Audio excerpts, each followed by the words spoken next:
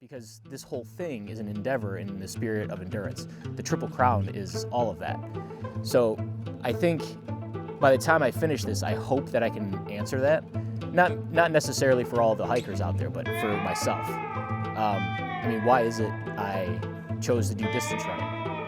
You know, there's something about the spirit of endurance in that sport that I'm attracted to. Same with long distance hiking. There's something in that endurance that I want to understand. And I think all of this, when it becomes full circle, I should have the answer to it.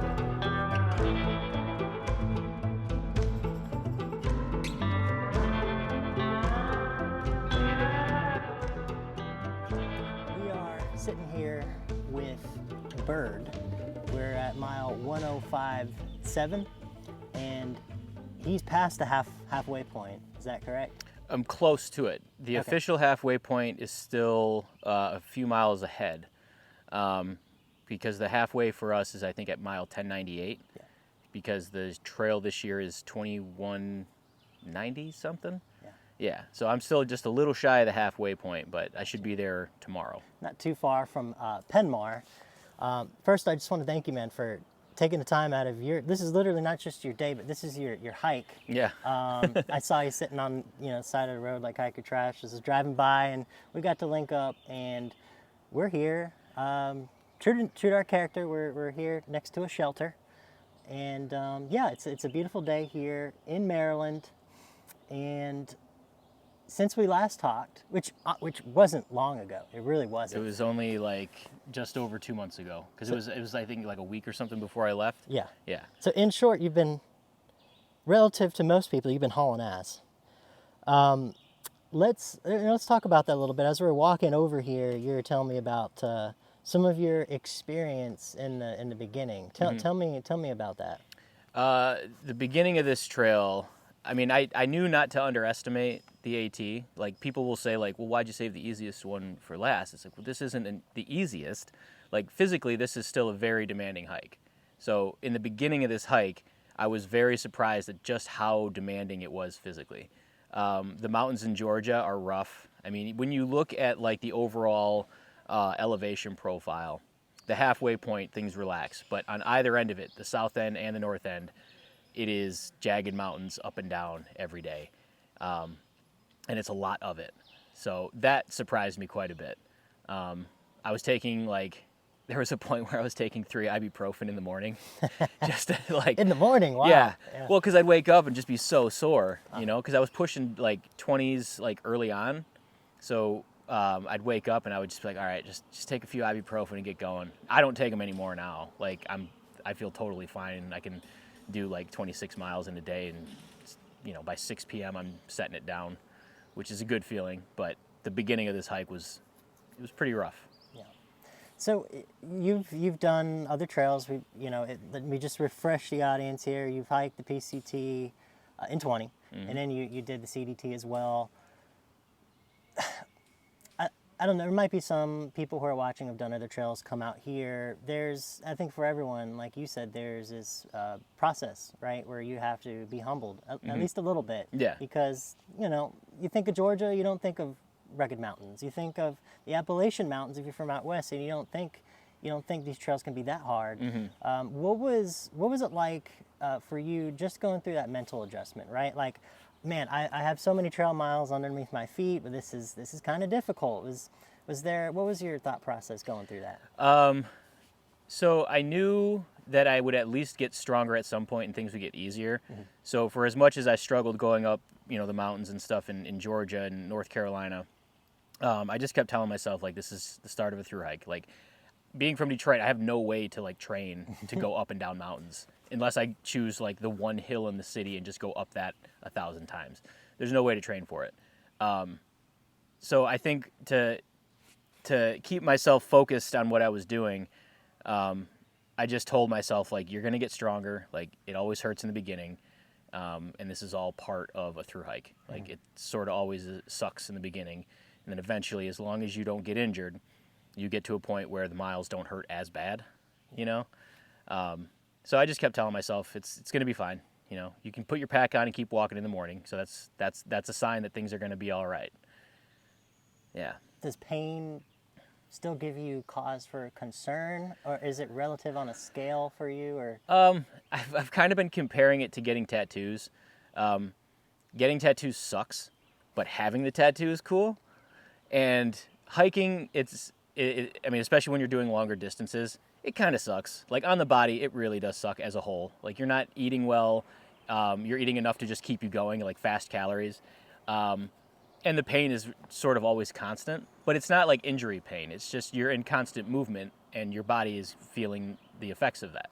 Yeah. So you just kind of ignore it, pay attention to anything that might be like, oh, this might be an injury. And then if it's not an injury, then you just walk through it.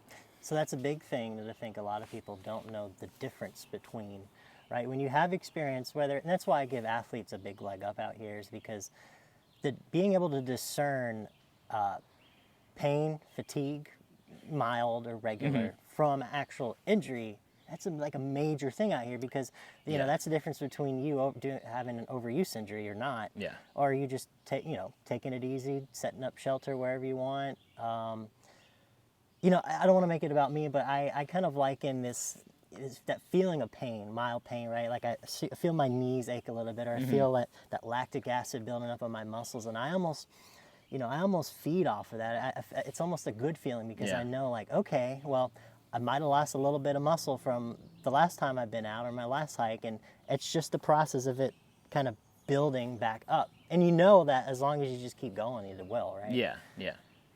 Yeah, I think that's a good point. That's if it's something that's overuse. I mean, this might sound silly, but I took a 0 in Hiawassee. Like, that was 3.5 days into my hike, and I decided, I was like, okay, I have this weird little pain in the back of my left knee. I think I should take a 0 to just see what that is. And I probably could have kept going and it would have been fine. But I just kept thinking, like, okay, but you're overusing your knees and your joints right now, and you should take a break. And that's one of those things where the body's telling you, like, maybe it would be a good idea to take a break just to assess it.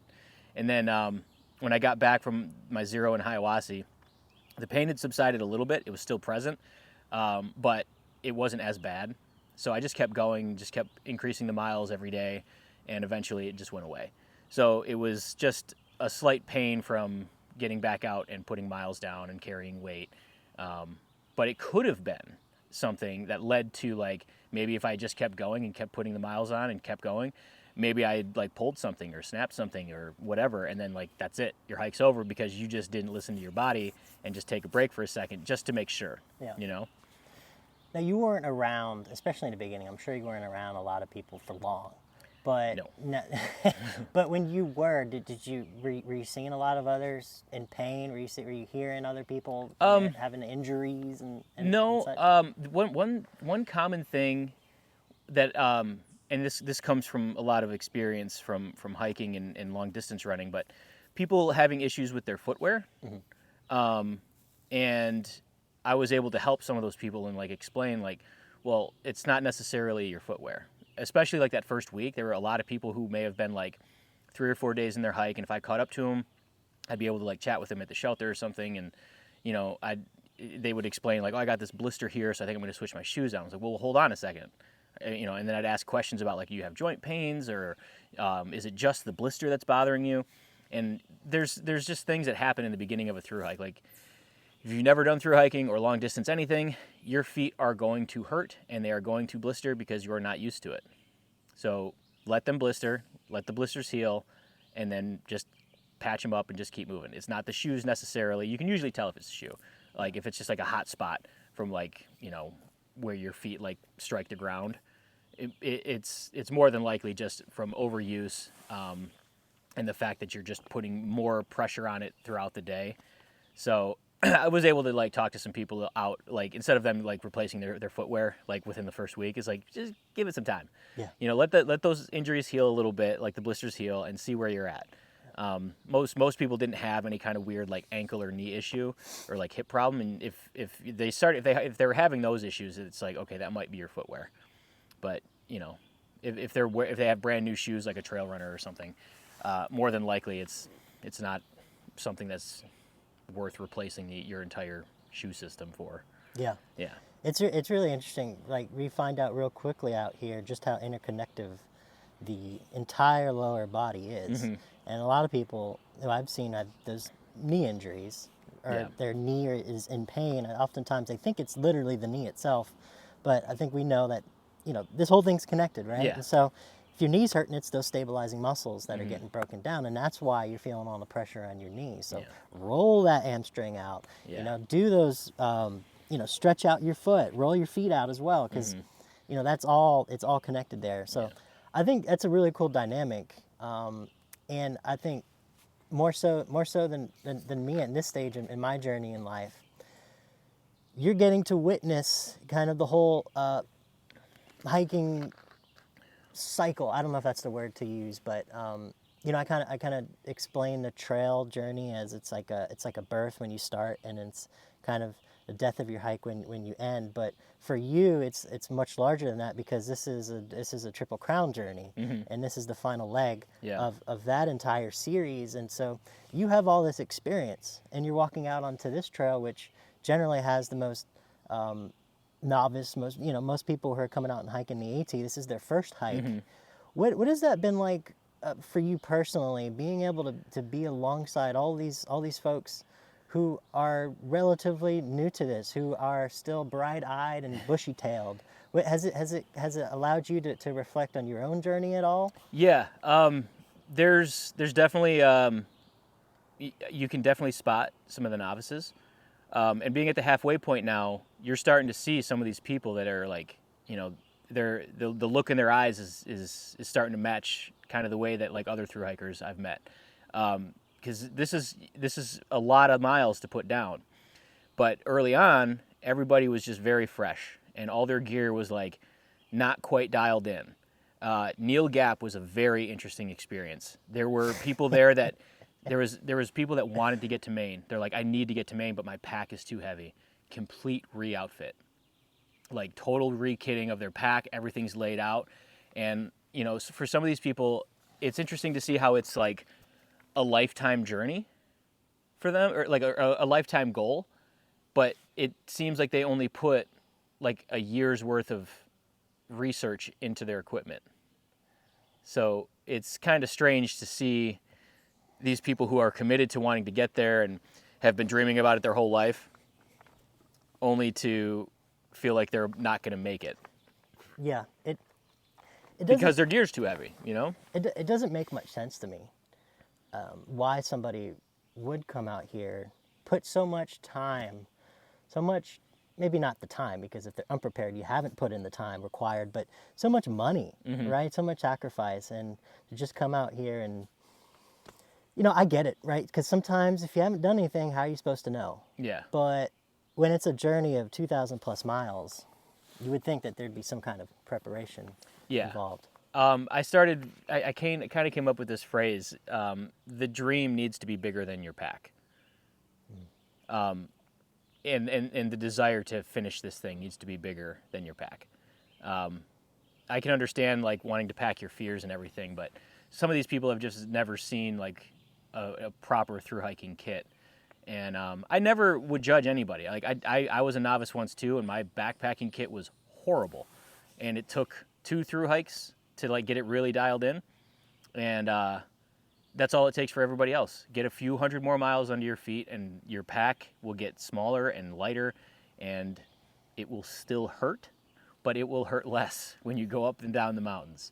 Yeah. But yeah, it's definitely been interesting seeing these people that are relatively novice to hiking, some people who have never backpacked before, and it's a little bit more apparent on this trail than other long trails, because typically this is where people start on their long trail journeys.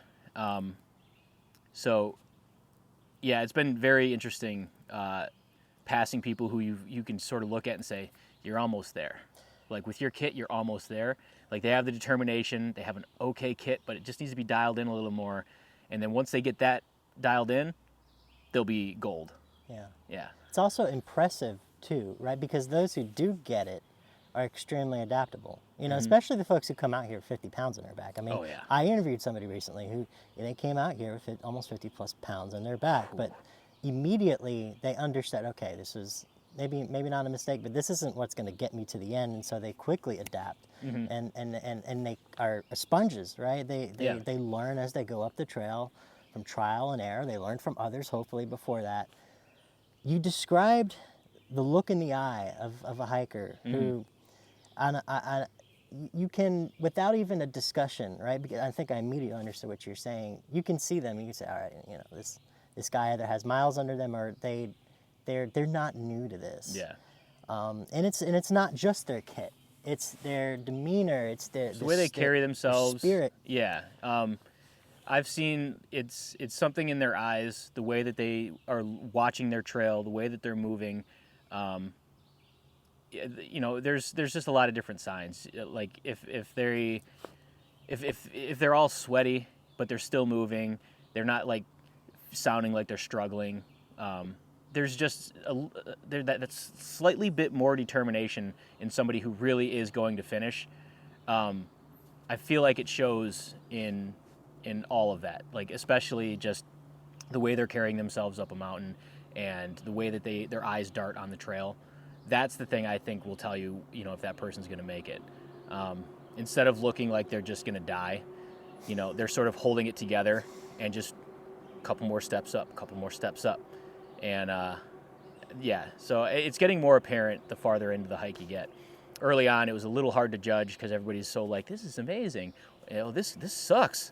But even those people that were saying in the beginning, this sucks, some of those people are still out here, you know?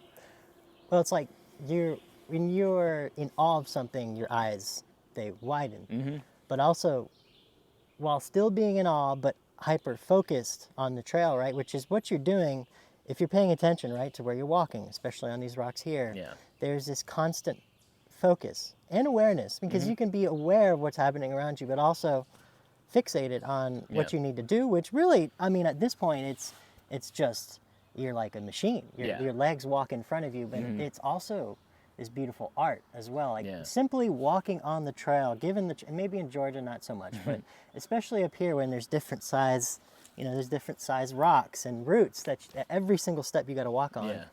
It's it becomes like this dance.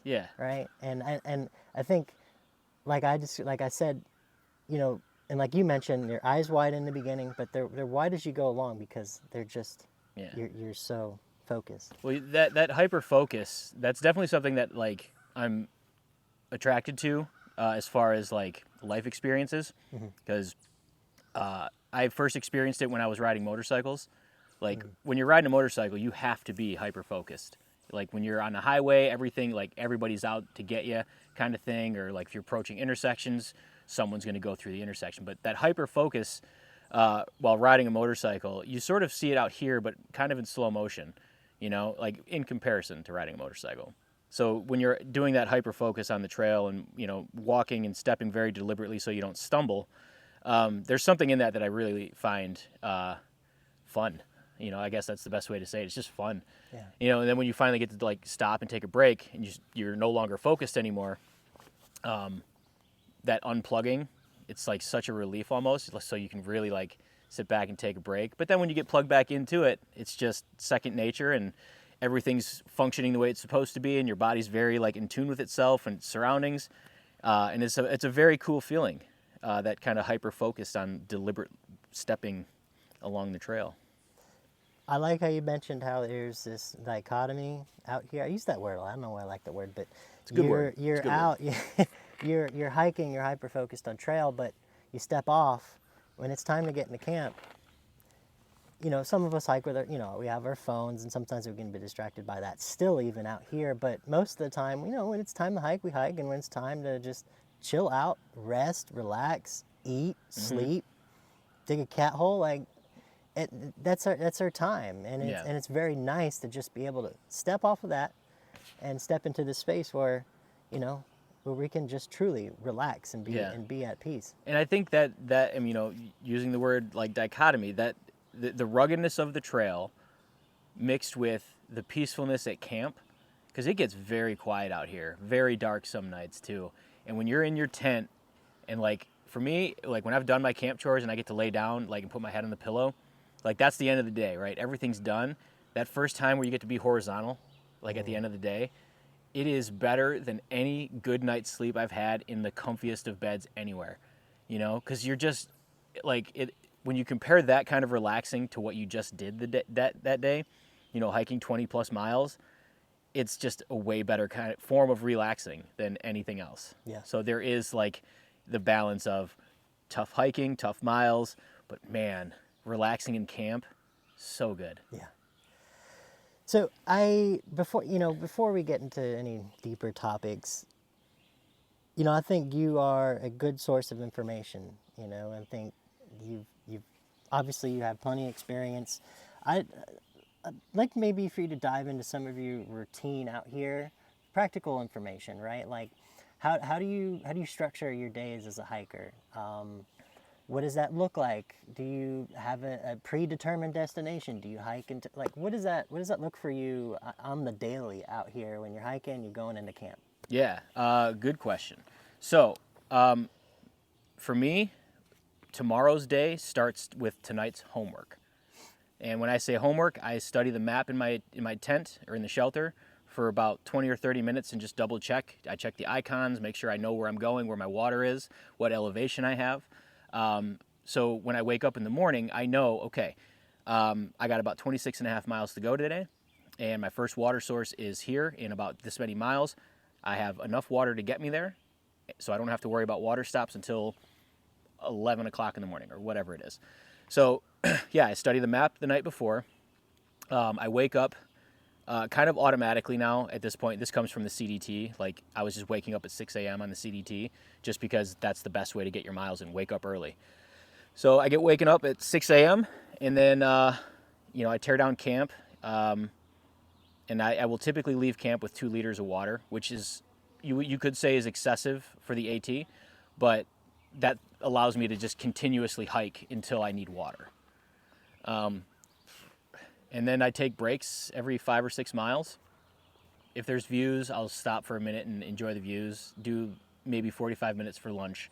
And then after lunch, it's just keep hiking. And I have snacks in my pocket too.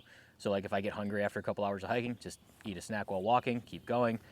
And then by the time it's approaching like 6 or 7 in the evening, I should have the miles I was anticipating to get done. Because I don't want to like hike into the night. It's just, I don't like doing it.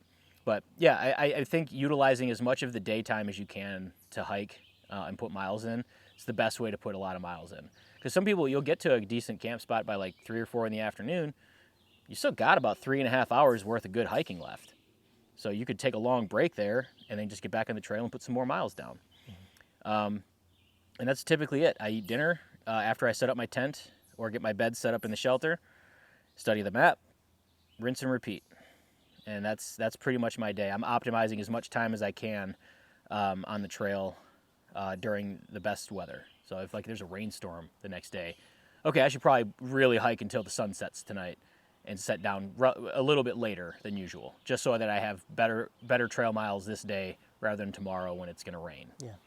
You mentioned eating, in regular life, right? Where it's breakfast, lunch, dinner, or at least in our Western American culture, that's what it is. Yeah. So what you said you eat often, right? Is that's for a specific reason? Sort of, I eat often.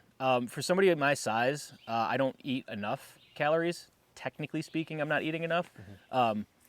Mentally and physically, I feel like I have enough energy though. So if the current diet that I have is enough, then me eating like 1,800 to 2,000 calories, that fuels me. That's enough to keep me going.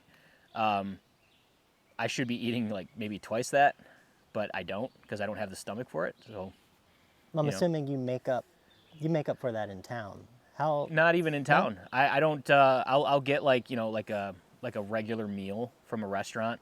I might have like 6 cans of Coke maybe, but like, that's kind of the only vice I have. Like I'll get like a couple of sodas in town, but I don't gorge out at a restaurant.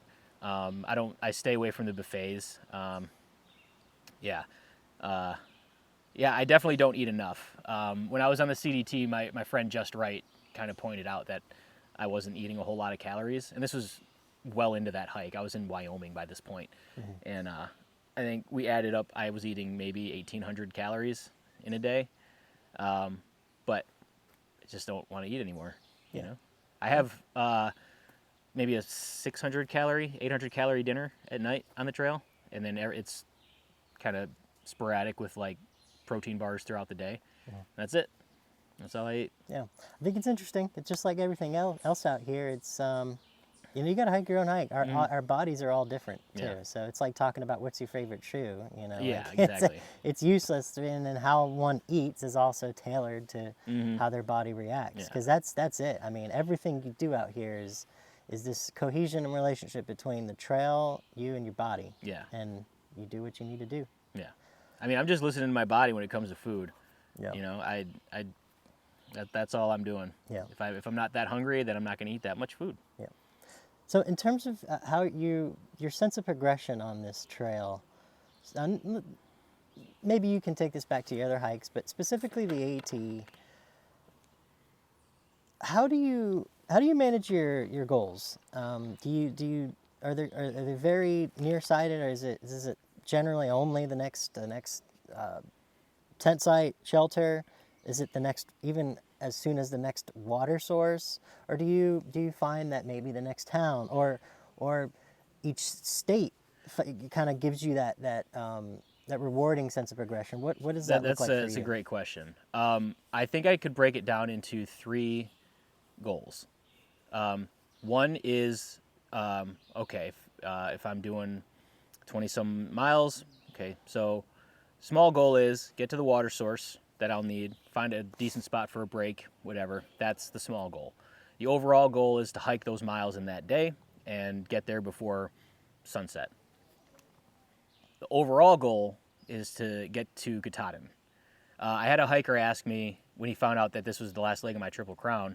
He asked, "What is a great tip for a successful thru hike?" And I was like, "Man, that's a good question. Like, you're planning to hike this whole thing, right?" And he's like, "Yeah." And I had to think, like, well, what is it that like really keeps me going on like hard days? Because the hard days, the small goals aren't enough. It's not enough to say like, oh, I just got to get to that water source and everything will be all right. Like, no, I still have like 20 more miles to go after that. On the hard days, like when it's dumping rain on you, or if it's cold, or if the terrain sucks, I always imagine myself on Katahdin, or I imagine myself at the northern terminus, and it's vivid. It's very clear. So like I even know which direction the wind is blowing when I'm up there. So for me, I'm actually wearing my raincoat. I have rain pants on for some reason, but I'm staring at the sign in Katahdin, but it's a third person, so it's like a photo almost. The wind is blowing left to right, and I'm just standing there with my trekking poles, and I can see it. And it's very clear. So visualization is Yeah. something that's big for you. And I think that if you go back to that thought of seeing yourself at the end, the day will be over. But when you put yourself there in the tough times, like immediately in those tough times, you remember that there's going to be a moment that this whole thing is all over. And those seconds before you touch the monument or the sign or the end, those are yours, and those are such big moments. So when you imagine yourself there, you don't finish, you just reach for it, because you're not done yet. And having those very vivid images of you at the end can be powerful enough to push you through the hardest parts of the day. And I think that will get you to the end in itself. It's like manifesting it almost. Yeah, that's awesome. Well said. We talked last time, and I normally have been doing this experiment where I kind of have people talk to their future self, right? Mm-hmm. In the beginning, they'll say some words to them at the halfway point or around this area. Yeah. I don't think you need any motivation at this point in your hike. So I think, for you, what we settled in our last conversation, I asked you a question, and I asked you, you've done the CDT, you've done the PCT, you're going to do the Appalachian Trail. In this year, the year 2024, this juncture of your life. And I asked, what are you hoping to get out of this experience? Because it's, this isn't the only trail you've done. This is not, I'm sure, the last trail you're going to do, but it completes the cycle of this Triple Crown journey. So I want to ask you that question again, if you've had time to think about it. And, what are you trying to get from this experience? I mean, I And think do you know that at this point in your hike? Yeah, Because you still got a lot more. You got a lot more miles to go. So at the start of this whole thing, I wasn't sure what the big why of hiking the AT was, because for me, I don't think just saying, well, to do the Triple Crown, I'm just hiking to get it over with. That's not enough. That's not a big enough why. There has to be something deeper than that. And I think it was about a quarter of the way through where I realized, like, there's something about the spirit of endurance that I am trying to understand, not just with myself, but for other people that are out here. And I think the answer to that is somewhere on this trail. And the longer I hike out here, the clearer the answer gets. So even though I didn't start this trail with that question in mind, it came to me on the hike, because this whole thing is an endeavor in the spirit of endurance. The Triple Crown is all of that. So I think by the time I finish this, I hope that I can answer that. Not necessarily for all the hikers out there, but for myself. I mean, why is it I chose to do distance running? You know, there's something about the spirit of endurance in that sport that I'm attracted to. Yeah. Same with long distance hiking. There's something in that endurance that I want to understand. And I think all of this, when it becomes full circle, I should have the answer to it. There's this scene in one of my favorite movies, Outlaw Josie Wells, where the Cherokee talks to Josie Wells, and he was talking about, the context might not be relevant to this conversation, but he said this statement, and it's endeavor to persevere. You know, and I think those two words, endeavor, endurance, I think they sound like very similar words, and perseverance is also a part of that, especially in endurance, right? Because you start something ultimately because you want to finish. And a lot of people talk about small goals, and it's necessary as part of the process, but like you were saying earlier, you have to either visualize, or you have to really want to see yourself ultimately at the finish line. When just so we're very clear, what does endurance, if you had to define it in your own personalized words, what would you say endurance is to you?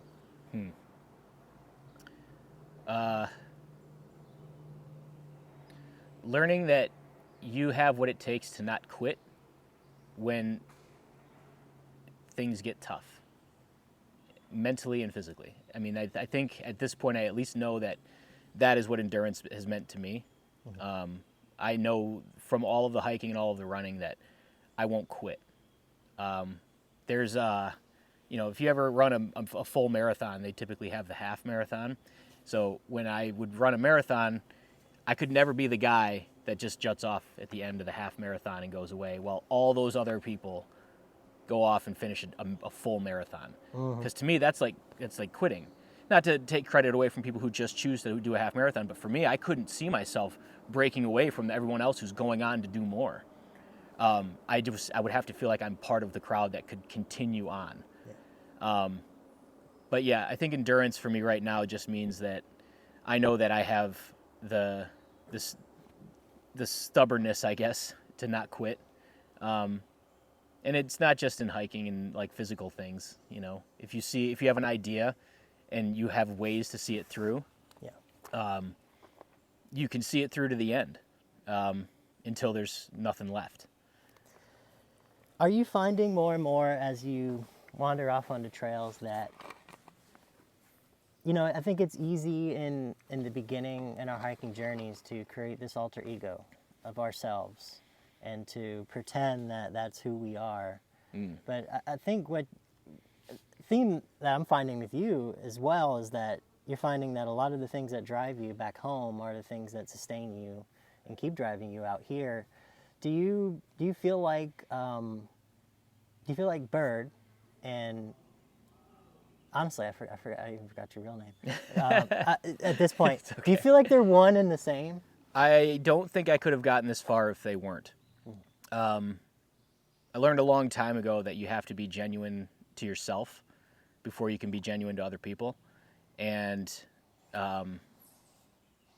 if you're not, if you're pretending to be somebody else, people will see right through it. And why would you want to do that? Yeah. It's disingenuous to your entire life's journey to pretend to be somebody else when really you're this other guy, And I think that I think people back home might say the same thing. Like, You know, Larry's got like a no quit attitude. You know, he doesn't give up on something. He'll push through. He'll endure it. And then that's what pushes me out here. I wouldn't have been able to do this if I was somebody else back home. You know, I wouldn't know any other way. Because if the guy back home couldn't endure hard stuff, what the hell would he be doing out here? You know. But yeah, I don't think that there's two different people. I think Larry, the guy back home, and Bird, the guy on trail, are one and the same. That's awesome. So we've got, another 1,000+ miles to go here. How are you feeling in this juncture of your hike? I feel great. Are you excited? Yeah. I got another, for today specifically, I got another 18.5 miles to go. Whatever. I'll get that done. No big deal. Light work. Yeah. No, I definitely, I'm in much better spirits. It took a while for me to really feel like I was, in a positive mindset more so, rather than, it was like 50-50 in the beginning. Like, man, this trail is so frustrating. Yeah. Like, what am I doing out here? But I'm also like, oh, but you're still through hiking, and through hiking's awesome. But now that the weather's more in my favor as far as temperature, even if it rains, I don't care, whatever, it can rain. But I like the heat, I like the forest. Yeah, I'm definitely feeling really good. I feel actually stronger on this hike than I have on the other ones. That may have something to do with some of the altitude. I'm building muscle out here, my legs feel really strong. When I go up and down mountains, I don't feel nearly as winded as I did on the PCT and the CDT, but I'm not at that elevation. So there's stretches, where you're 8,000 feet or whatever in Colorado, and because there's no oxygen up there, you just feel very sluggish. Yeah. But out here, I don't feel sluggish, really. I feel like I can just keep moving. That's great. Yeah. So Larry, I know Larry's your name back home. Yeah. Bird is Larry Bird. Is that? Yeah. So I never put it together until now. I'm like, oh snap. Yeah. So Okay. the trail name Bird, the basketball player Larry Bird is somewhat part of it. Okay.